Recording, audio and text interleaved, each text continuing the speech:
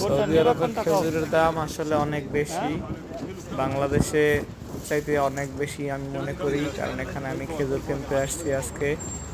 খেজুরের এখানে যে যত পদের আইটেমের খেজুর দেখছেন, প্রত্যেকটা আইটেমের খেজুরই 30 রিয়াল, 20 রিয়াল, 25 রিয়াল করে। এটা দেখতেছেন, এটা হলো আজোয়া, এটা হলো 35 রিয়াল প্রতি কিলো, 35 রিয়াল। তো বাংলাদেশি টাকার প্রায় আপনার 1200-1500 টাকার মতো কিলো খেজুর। আর যেটা একদম নর্মাল সেটা আপনার বাংলাদেশি টাকা 800-900 টাকা করে কেজি।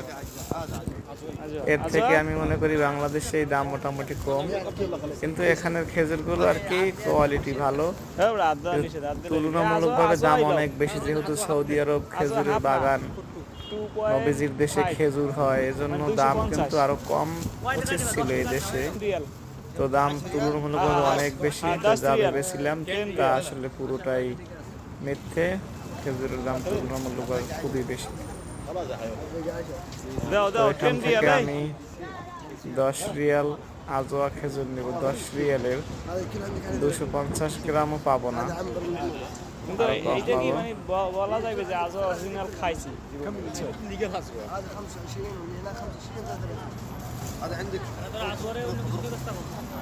আরে ভাই এটা আজওয়া, ওরা কি ভাষা বলে? ওদের তো অনেক ভাষা আছে, আমরা তো বইয়ের পুস্তকের ভাষাটা আজওয়া নামে চিনি। আর এটা পৃথিবীর সবথেকে ভালো খেজুর, আমাদের নদীর সবচেয়ে পছন্দের খেজুর ছিল এটা, ওই আজোয়া না, সবথেকে পছন্দের খেজুর ছিল এটা।